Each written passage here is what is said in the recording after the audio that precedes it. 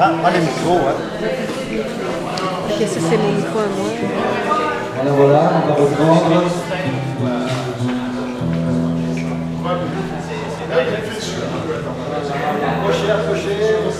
Ouais. Tu chantes en groupe, on va chanter en hébreu. Oh, Yes!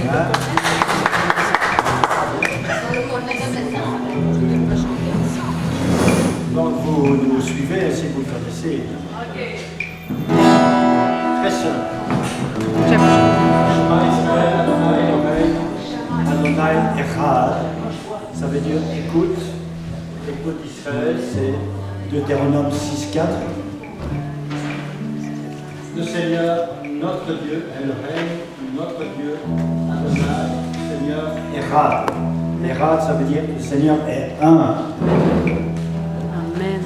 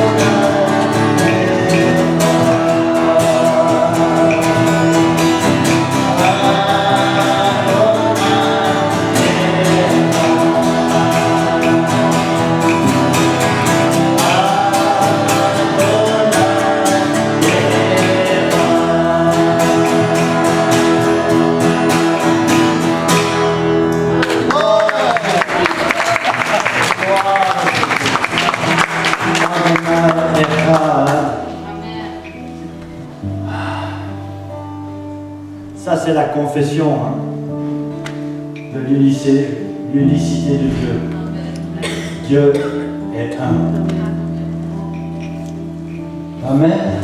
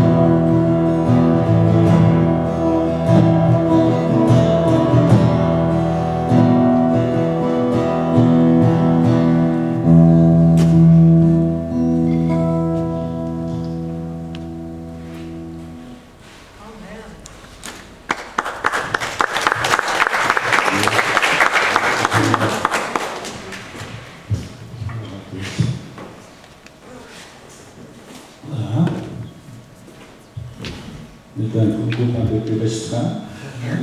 Pas grave. Regarde. Oh, continue. Ceux qui gravent la montagne pour monter, c'est ceux qui sont. En monte, c'est de plus en plus difficile.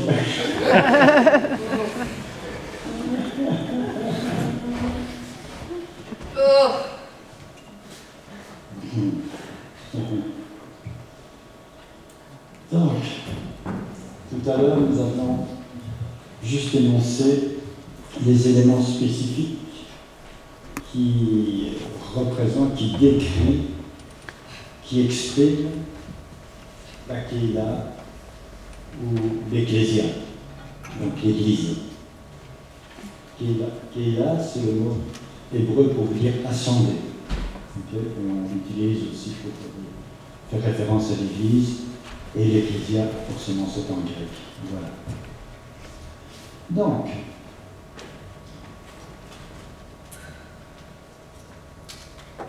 une petite définition de la Keila, vous en voulez une? Oui. Comment je la vois? Ok. Alors, l'Ecclésia, l'Église, la Keila, est un ensemble de croyants devenus disciples de Yeshua. Ils sont rassemblés pour chercher Dieu avec passion dans la prière et dans l'intercession, en adorant et louant Dieu 24 heures sur 24. Et 7 jours sur 7. Ils laissent couler, donc les croyants, laissent couler l'expression prophétique pour entrer dans le combat spirituel en vue de déboucher les puits du réveil. La Keila est un lieu de formation de disciples, de fils et de filles et de sacrificateurs. C'est un lieu d'équipement biblique, apostolique et prophétique dans le but d'envoyer des équipes d'évangélisation, c'est-à-dire l'expression des 5 ministères. Vous m'envoyez sur les piquets, tout ça. J'ai pas eu le temps. On est déjà libre. Tu mettras pause sur la vidéo. Il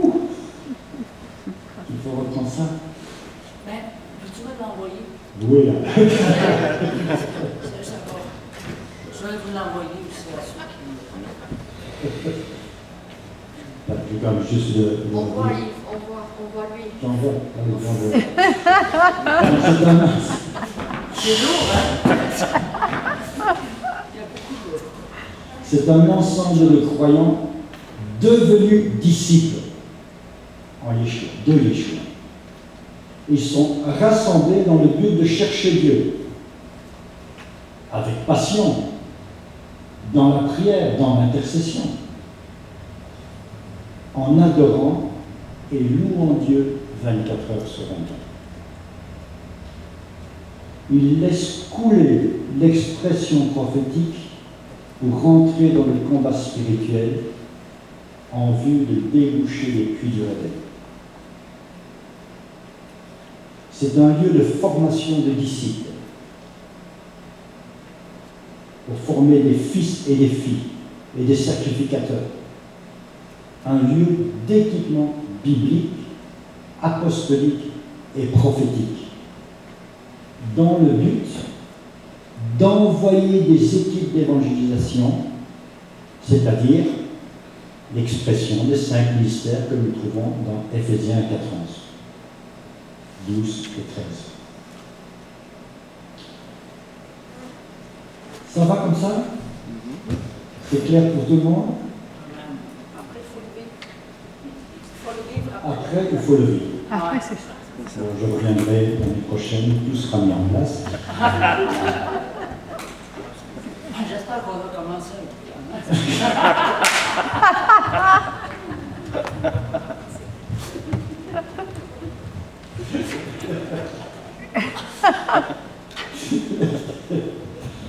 Donc, on va reprendre reprends des éléments que j'ai énumérés tout à l'heure.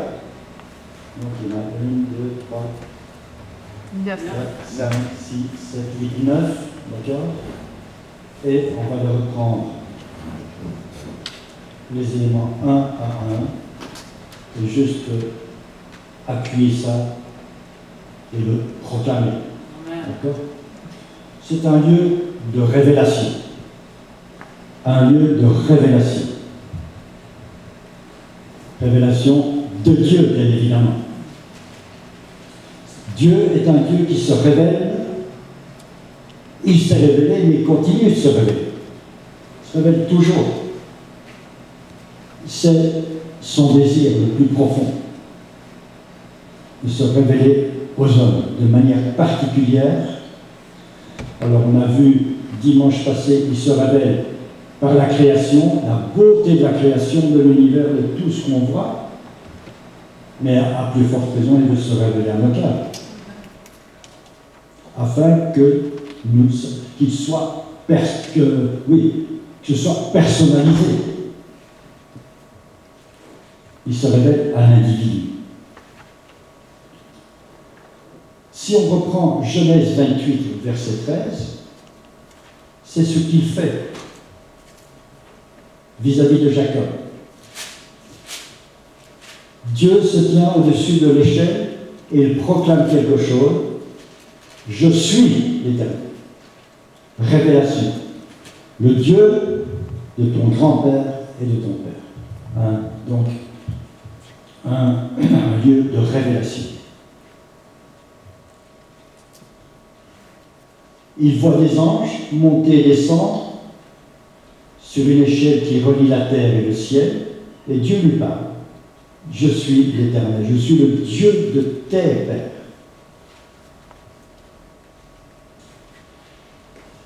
C'est le nom Elohim qui est utilisé ici. Dans ce passage de Genèse 28, 13, c'est-à-dire que c'est celui qui est l'auteur de la création des cieux et la terre. Le nom d'Elohim est révélateur d'omnipotence, d'omniscience et d'omniprésence. Le nom Elohim fait référence aussi à la justice. C'est le Dieu qui juge.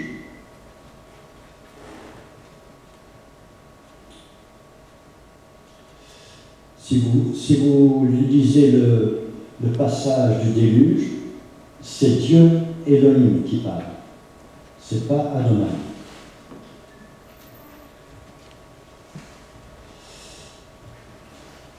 Il poursuit et il dit, ok, je suis le Dieu de tes pères, mais je suis l'Éternel. Il apparaît sous deux noms différents. Et là, c'est le nom Yahvé, ou Jéhovah, ou ça dépend comment on le prononce. C'est ce fameux nom qui est imprononçable, parce qu'on ne connaît pas la voyalisation de ce nom. C'est le fameux tétragramme, comme on l'appelle. C'est un nom de 4 lettres uniquement. Au fait, dans ce nom-là, vous trouvez la dimension du passé, du présent et de l'avenir. Les 3 conjugaisons, ils s'y trouvent. C'est assez étonnant. Donc ce serait trop long pour expliquer ça. Il faudrait plusieurs jours. Non, mais c'est sérieux. Vous êtes encore ici jusqu'à... Franchement. Non, mais c'est intéressant d'étudier ça en profondeur. Mais il faut vraiment du temps, il faut vraiment s'arrêter. Mais c'est juste pour dire, c'est assez étonnant. Bien. Donc c'est le terme, c'est le nom Yahvé, qui veut dire éternel, celui qui est tout le temps en train de vivre. C'est ça qu'on peut le traduire. Et ça correspond bien à ce verset que nous trouvons dans Hébreu d'ailleurs.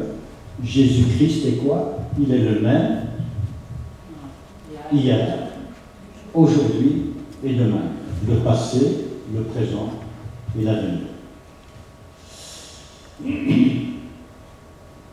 Donc, autrement dit, c'est celui qui a ni commencement de jour, ni fin de vie.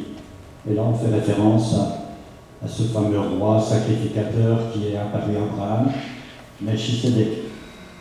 Alors aussi, c'est toute une étude, je disais à mon frère tout à l'heure, là, il faudrait tout le week-end pour parler de ça. Bien.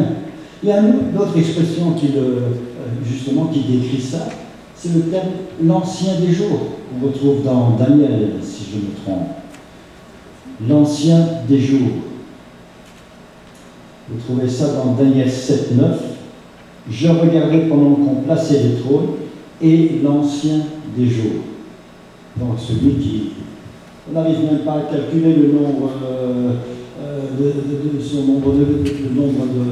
de jours de vie, quoi. Tellement qu'ils sont nombreux. C'est l'ancien des jours. C'est-à-dire que c'est une expression qui évoque et qui révèle que Dieu existe par lui-même. Ok? Voilà.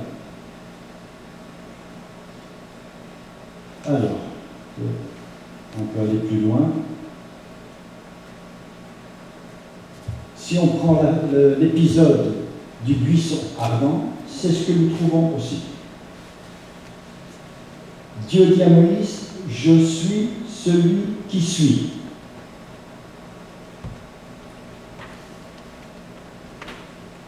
Et il ajouta, « C'est ainsi que tu répondras aux enfants d'Israël. » Celui qui s'appelle « Je suis » m'a envoyé vers vous. Tu parleras ainsi aux enfants d'Israël, l'Éternel, le Dieu de vos pères, le Dieu d'Abraham, le Dieu d'Isaac, le Dieu de Jacob, m'envoie vers vous. Voilà mon nom pour l'éternité. Donc vous voyez bien que c'est en référence avec le passé, le présent et l'avenir. Donc il n'y a pas de commencement, il n'y a pas de fin.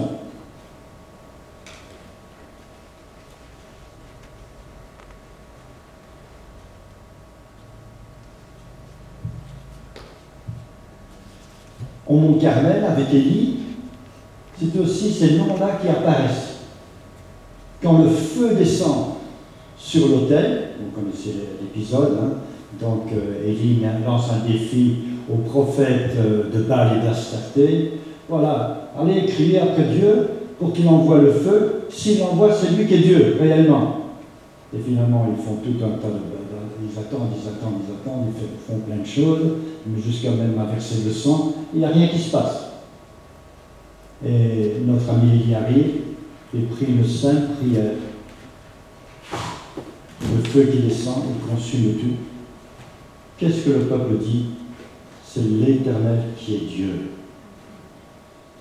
Elohim et Yahvé qui sont reconnus devant ce fait évident de l'action souveraine de Dieu.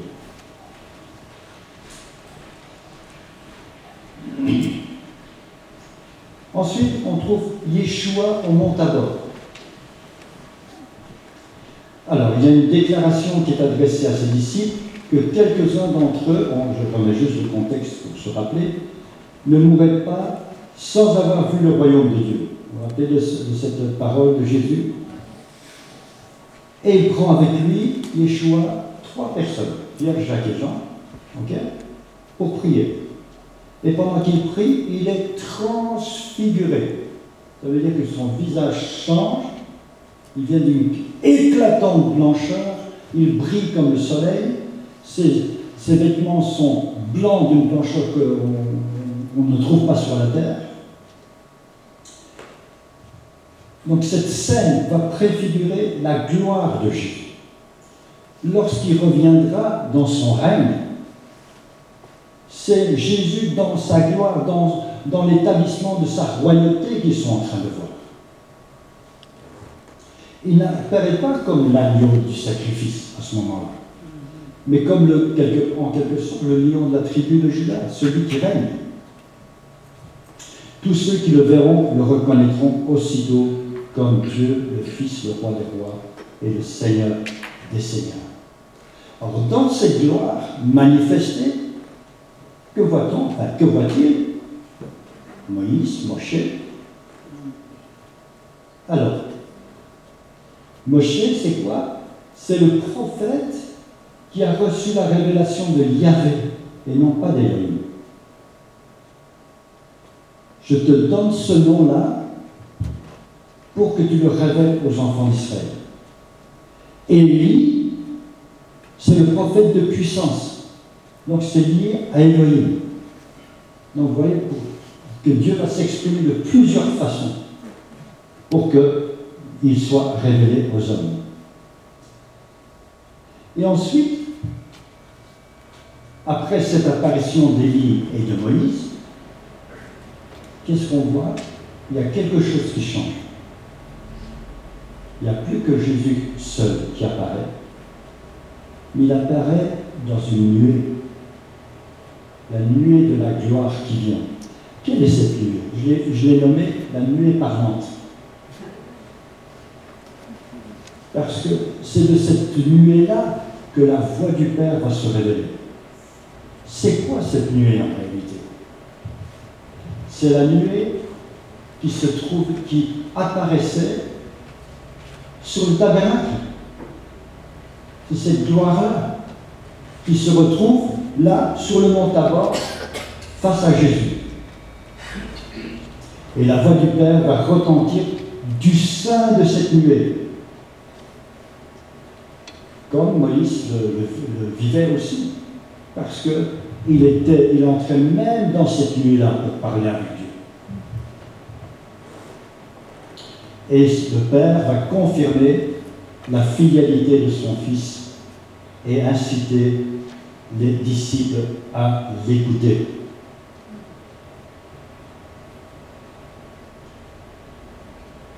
Alors si on prend 2 Samuel 22, 10, il est dit ceci.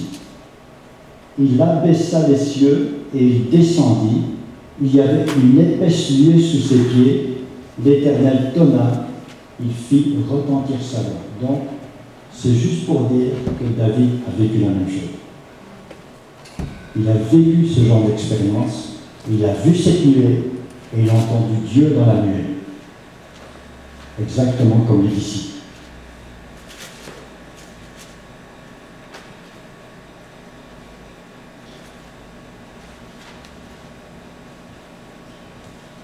On va revenir à Matthieu 16, si vous voulez bien.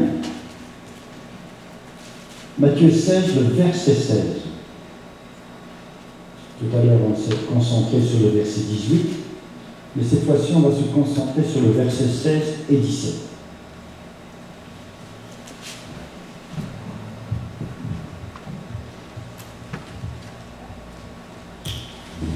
Simon-Pierre répondit, « Tu es le Christ, le Fils du Dieu vivant. » Jésus reprend la parole et dit, « Tu es heureux, Simon,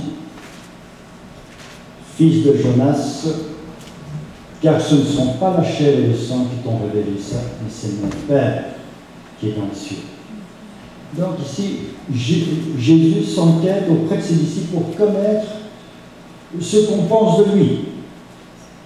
La population de l'époque a une impression sur lui, il veut le connaître au travers de ses disciples. Alors il répond,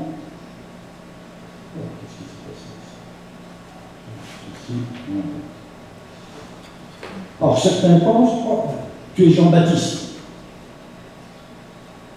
D'autres disent, tu es Élie, le prophète, le fameux prophète de puissance. D'autres par contre, tu es peut-être Jérémie qui est revenu, ou bien même des prophètes, l'un des prophètes qui soit ressuscité. Alors il poursuit et dit, mais toi, mais vous, qu'est-ce que vous pensez de moi? Et c'est la réponse immédiate de Pierre. Tu es le Christ, le Fils du Dieu vivant. Ça, c'est une déclaration qui ne peut pas venir de la chair, c'est pas possible.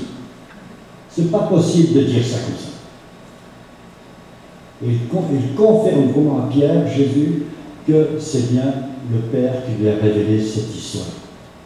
En effet, rappelez-vous, il y a une parole de l'Écriture qui dit « Jésus-Christ Nul ne peut dire Jésus-Christ est le Seigneur. Comment? Si ce n'est pas l'Esprit. Sinon tu ne peux pas le dire. Donc, il y a une révélation de l'Esprit Saint qui est venue sur Pierre. Pierre reconnaît Jésus en tant que fils de celui qui vit dans les cieux, qu'il appelle Yahvé, celui qui s'est révélé dans les Écritures.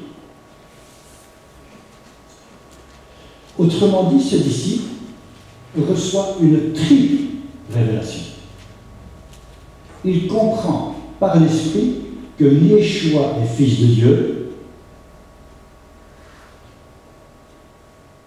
que Elohim, Adonai, est le père de Yeshua. Et troisièmement, il réalise que Yeshua est bien le Messie qui devait venir et qui a été promis. Je reprends sa déclaration, n'est-ce pas? Sa révélation est triple. Il comprend que le Père, celui qui a parlé, il lui a communiqué cette vérité, est bien le Père de Jésus. Que Jésus est bien son Fils et qu'il est, donc Jésus est bien le Messie qui devait venir. C'est extraordinaire comme révélation que Pierre a reçue à ce moment-là. J'ai fait connaître aux hommes ton nom aux hommes. C'est vraiment ce qui se passe. Donc c'est une révélation de l'Esprit. On a dit aussi que c'est un lieu de confession, n'est-ce pas? C'est le deuxième élément. L'Église, c'est un lieu où chacun confesse ce qu'il croit, c'est-à-dire leur foi en Dieu, le Père, Dieu le Fils et Dieu le Saint-Esprit. C'est ce que démontre cette révélation, cette expression, cette confession de Pierre concernant Jésus. C'est sur la base de ce type de confession que le Fils de Dieu peut bâtir son Église. Par notre déclaration de foi, nous devenons en conformité à Jésus, une pierre spirituelle. Ok? Vous me suivez? Jésus est la pierre angulaire. Quand je commence à rentrer dans cette révélation-là, que Jésus est bien le Messie attendu, que Jésus est bien le Fils du Père, et que le Père est bien le Père de Jésus, eh bien, cette confession-là me permet de devenir moi-même une pierre vivante. Et là-dessus, Jésus seul peut bâtir son Église. Autrement, c'est du sable mouvant. L'édifice qu'on construit sera basé sur du sable mouvant. Par notre déclaration de foi, nous devenons en conformité, donc à Jésus, une pierre de la maison spirituelle, du temple, du Seigneur, alignée à la pierre principale. Donc l'Église, c'est un endroit où la vérité concernant Dieu est proclamée. Vérité de son existence, bien sûr, de sa souveraineté, sa justice, son autorité, etc. Mais c'est aussi un lieu de vérité concernant ses promesses. Il nous est précisé qu'elles sont oui et amen maintenant. Puisque Jésus a tout accompli. Et toutes les promesses qui nous ont été données sur Jésus, sur notre vie, deviennent oui et amen. Donc je peux bâtir dessus.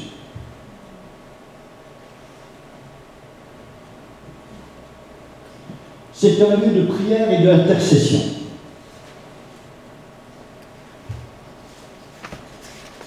Jacob a prié et intercédé alors qu'il fuyait devant son frère. Et a même fait un vœu pendant son voyage. Et Dieu lui a répondu dans une vision. En déclarant cette pierre est la maison de Dieu, il met en évidence que la prière et l'intercession sont des éléments d'importance dans la vie à l'intérieur de la maison de l'Éternel. C'est ce que Jésus va proclamer haut et fort quand il dit « Écoutez les amis, ma maison, c'est une maison de prière, c'est rien d'autre. C'est une maison de prière pour toutes les nations. » Donc il visait ici, bien sûr, directement les vendeurs du temple, ceux qui faisaient commerce à l'intérieur. Et Yeshua reprend ici une parole du prophétique du livre d'Ésaïe. Cette parole vise aussi un temps éloigné, puisque nous ne l'avons pas encore totalement vécu et réalisé cette promesse. C'est lorsque le Messie installera son règne terrestre, et ainsi toutes les nations vont monter à Jérusalem. Je ne sais pas si vous voyez la scène, moi je la vois déjà, franchement. Vous imaginez toutes les nations qui vont monter pour célébrer la fête de Soukhot. Toutes les nations vont monter un jour. Alors, pleinement cette parole d'Ésaïe, et que Jésus a prononcée à reprise, va se réaliser intégralement. Cependant, Yeshua parle aussi du temple de son corps, qui fut détruit et reconstruit par la résurrection. L'Église est le corps du Messie, et elle sera appelée une maison de prière pour les nations, aussi dans cette dimension-là. Donc l'Église, c'est un endroit où la prière et l'intercession ont une place prépondérante, cruciale. Sinon, est-ce que j'ose dire, ça devient un lieu de commerce?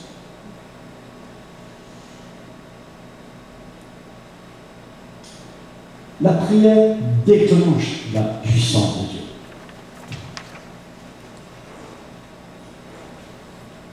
Quand on va prendre un exemple pour bien montrer l'intensité de la prière et la force de la prière. Rappelez-vous de cet épisode de Pierre qui est arrêté par, je ne sais plus qui, là, c'était Hérode, c'est ça, on l'a envoyé en prison. Qu'est-ce qu'il est dit? Il est gardé par 16 soldats et toute l'assemblée de fidèles prie jour et nuit. Et tout d'un coup, l'ange de l'Éternel apparaît pour le délivrer. La puissance de la prière. Je crois que c'est bien de se rappeler ça. C'est sûr que la prière, c'est un combat. Et Dieu nous dit, en vérité, il ne faut pas cesser de prier. Alors, il est bon de se rappeler ça, de s'encourager les uns les autres, parce qu'on est facilement pris par le découragement dans ce domaine. Il faut le dire, moi j'en suis le premier. L'Église ne cessait d'adresser des prières pour Pierre, pour qu'il soit rendu au sien. Un autre passage, Acte 4, 24. Lorsqu'ils l'eurent entendu, ils élevèrent à Dieu la voix tous ensemble et dirent. Matthieu, je vais prendre ce passage, on va l'avoir bien en tête. Acte 4, verset 24.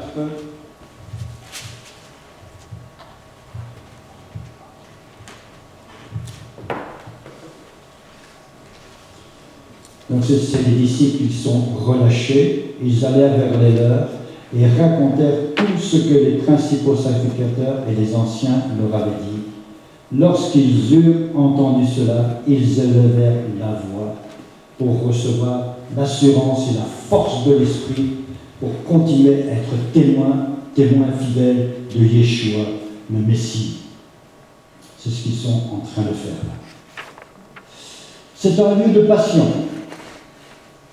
C'est un lieu de danse et c'est un lieu de chant.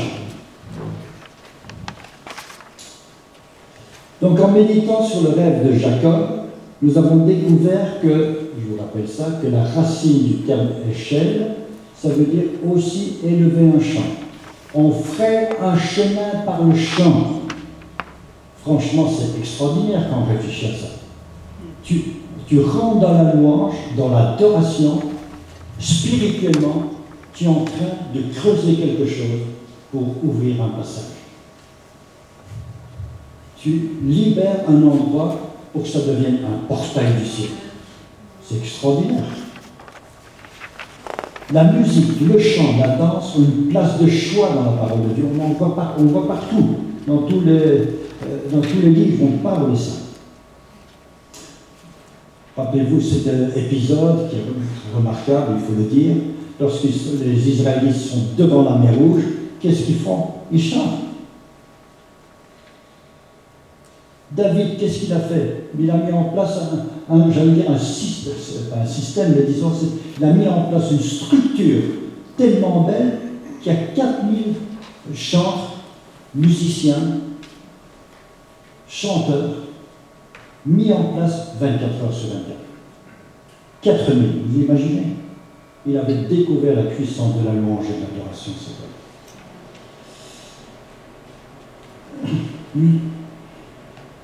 Le salut et la délivrance déclenchent l'action de grâce et la louange. Et ça va s'exprimer par le chant, la danse et la musique. Il y a une prise de conscience de tout l'être, notre esprit, notre âme et notre corps, de tout ce que le Seigneur a accompli pour lui, pour elle bien sûr, et la passion va commencer à naître et elle va se manifester par le chant, la musique et l'expression artistique. Je vois ici que de toute façon, vous aimez ça. Amen. Une gloire à Dieu, il faut que ça continue. Alléluia.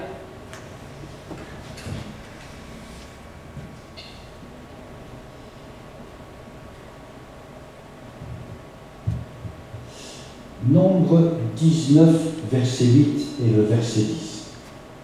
Les fils d'Aaron, les sacrificateurs, sonneront des chauffards. Ce sera une loi perpétuelle pour vous et pour vos descendants. Donc on ne va pas mettre le chauffard de côté, on va y aller. Dans vos jours de joie, dans vos fêtes, à vos nouvelles lunes, vous sonnerez des trompettes. Merveilleux instrument que Dieu nous a donné pour manifester la puissance de la parole de Dieu au sein de son peuple. La voix de l'Éternel est semblable à un chauffard. Il y a un poste ouvert, là. Il y a un poste de libre. Il y a quoi tu dis? Un poste de libre. Ah, il y a un poste de libre. Ah, oui. Pour le chauffeur. Pour le chauffard. Ah. Qui veut apprendre? Qui veut jouer? Qui veut apprendre? Est-ce qu'on peut avoir la dernière référence de nombre? Ouais. 19. Nombre 19, verset 8. Parce que ça 8 et 10. Ah, 10. Et 10 aussi. Le verset 10 dit « Dans vos jours de joie, dans vos fêtes et à vos nouvelles lunes, vous sonnerez les trompettes. » Ça ne marche pas avec... je ne pense pas que ce soit le bon verset. C'est non? C'est pas ça? C'est peut-être... Est-ce que c'est Deutéronome alors? C'est pas Exode, alors Deutéronome? Ah oui. Je ne sais pas si c'est pas grave. On n'a qu'à chercher chauffard. Nombre.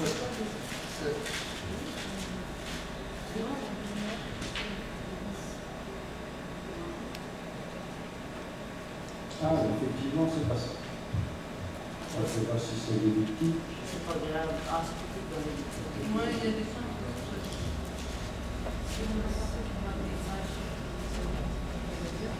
Non, c'est pas ça non plus.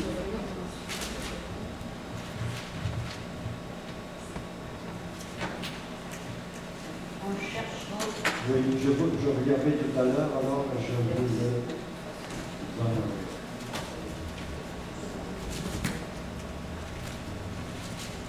je vais chercher parce que on vient de chercher là tout à l'heure, je vais vous le donner. Vous me rappelerez, vous allez me rappeler tout à l'heure.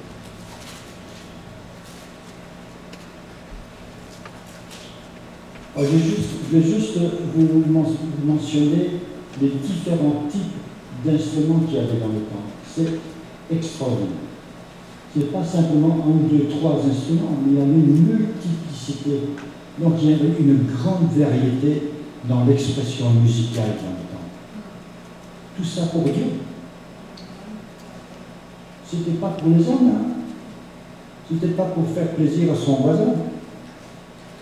C'était toute une structure, tout ça pour bénir Dieu. Il y avait des tambourins, des tambours, des tambourins, des triangles, des cymbales. Il y avait des instruments avant et après aussi. Après aussi, oui. Alors le suivi. Maintenant, Et même présent.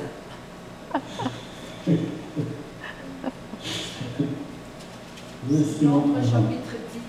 Pardon? Nombre chapitre 10, verset. Ah, c'est chapitre 10. Ah, Les versets 10. 10. Vous sonnerez aussi de cette trompette à vos jours de gloire. Attends, je vais déjà. 10. Donc 10, combien? 10. 10. 10, 10. Ah. Non, c'est ça. C'est leur de dire. Voilà, c'est ça. C'est 10, 9 et 10.